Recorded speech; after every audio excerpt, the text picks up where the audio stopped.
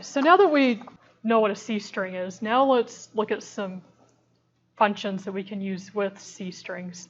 All of the functions that you use with C strings, at least the ones we're going to talk about in here, you need to include the C string library. And I'm just going to list the ones that we're going to talk about, and then we'll go through them. So there's one called string length, and actually I'll just talk about these now. Returns the length of the string. And this is one thing to keep in mind with this is this returns the length of the string, not including the null character. So for instance, let's say that we have a C string with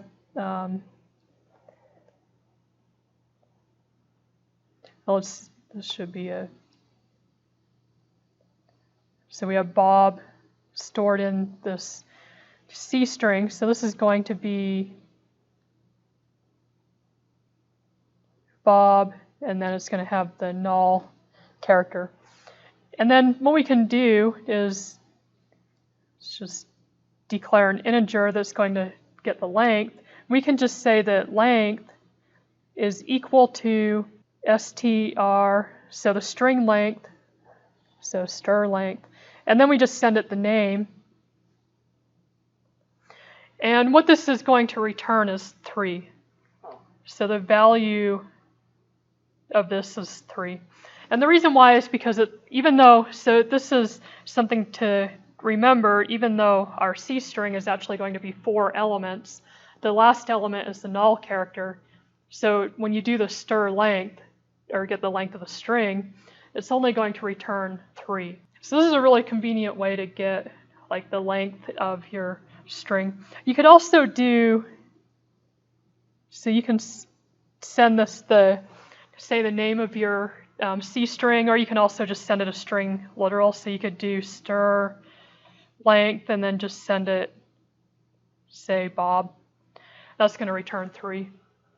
Because remember, the string literal is stored as a C string. So this is kind of convenient to also get a length of something if you're wanting to set up an array for that or do something with it. Now let's look at how we would combine 2 strings. So this is done with str cat. What this does is it copies a second string to the first string. So what I mean by that is, let's just say we have 2 strings. So we have char string 1, and I'm just going to say this is some size, and this has hello stored in it. And notice how it has the space. So that space is part of the string.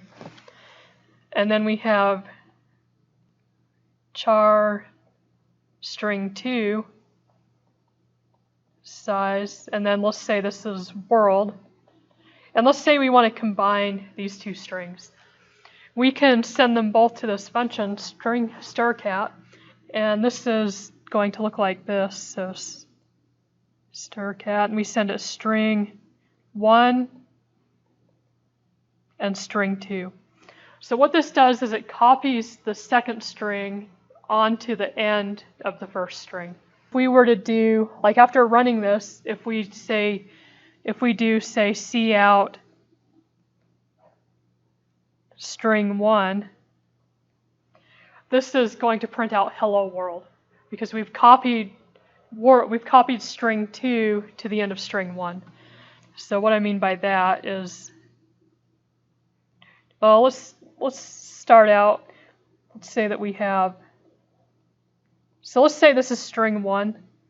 So we have hello, and then remember there was a space, and then we just have some question marks, so we don't know what's in these boxes yet. And this has the null character. And then let's string 2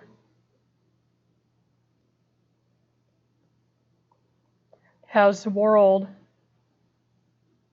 stored in it, the null character.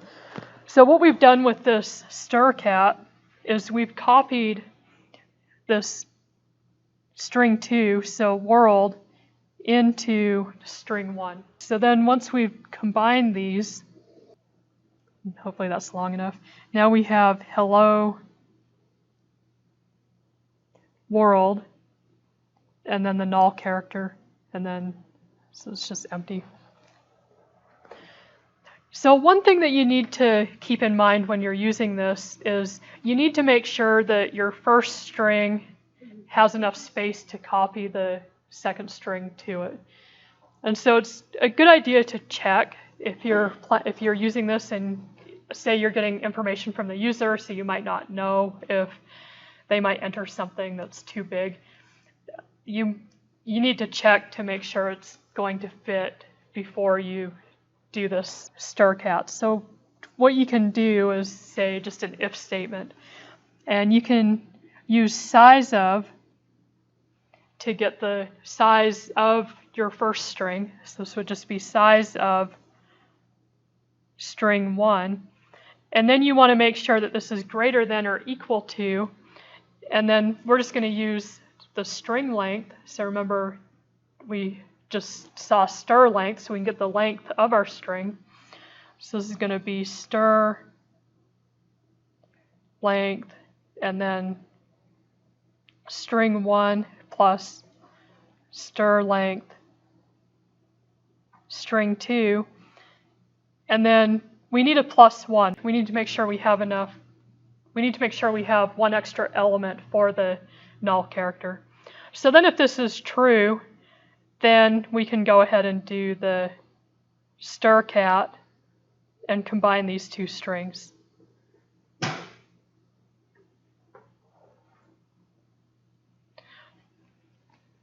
Or we could just do an else, and then the else is going to have a cout. Sorry, your string isn't long enough. And then you at least get that error so you know what the problem is. Another function is string or stir copy. And what this does is if you have two strings, so let's say you have string 1 and string 2, this copies the second string to the first string. So let's say that we have a character string 1, and I'm just going to say this is 50 just to make it kind of big. And then we have hello stored to that string, and we should probably actually put a space here. And then let's say we have a second character, so this is string 2, say that's also 50. And then this has world stored to it. So if we do string copy, and then we do string 1 and string 2, this is going to copy 2 to 1. So this is going to copy 2 to 1. So after we run this, if we do a cout string 1, so this is going to print out world because we've copied string 2 to string 1. And then a couple more things. So there's also there's a couple more functions. So strn cat and strn copy. So these both do the same things that string cat and string copy do. The difference with these is you can specify the max number of characters that you can either append or copy to the first array. And so this is one way you can check your first array and see, okay, I know that I have this much room. And then you can specify that it can only copy so much.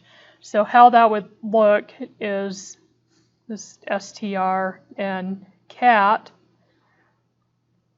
So let's say we have string 1, string 2. So this is the same as what we just did, except now we're going to have another function parameter that specifies the max number of characters that can be copied into string 1.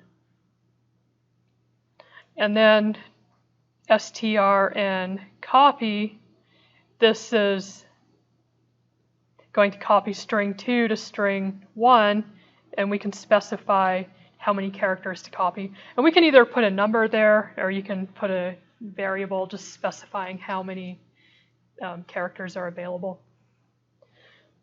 So just to go through a few more of these, there's a stir.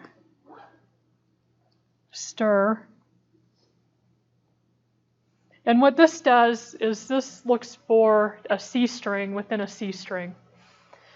So for instance, let's say that we have character string. This is equal to, and let's say that this is, I'll just do the hello world again to keep it short. But let's say this is equal to hello world.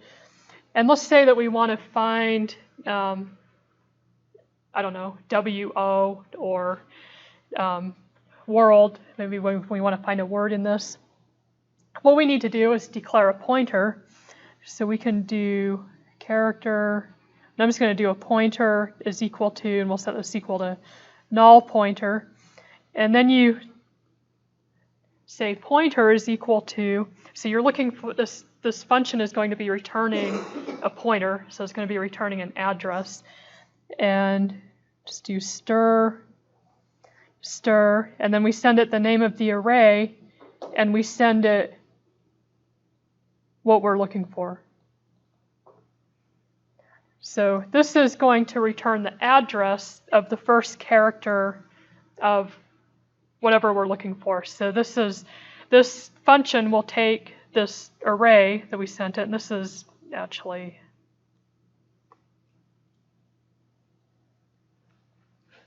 so this function is going to take this array that we sent it, it's going to search the array for whatever it is we're looking for. In this case, it was WO. And it's going to return the address of the first character of whatever it is we're looking for. So this, when it finds this WO, it's going to return the address of W, so then you know where that is. There's also a string compare. This is pretty useful because remember we can't just compare, like we can't say does one array equal another array. But with this function we can do if, and we can do string compare. And I'm just going to say string 1 and string 2, so this is kind of generic. So we're sending it two strings that we want to compare and see, are they the same? Is one, like, are they equal? And with this, we can also check and see if one string is greater than the other string. So if we want to check and see if these are equal, we're going to say, is that equal to 0? So if these two strings are equal, this function is going to return 0. So I'm just going to put 0 if equal.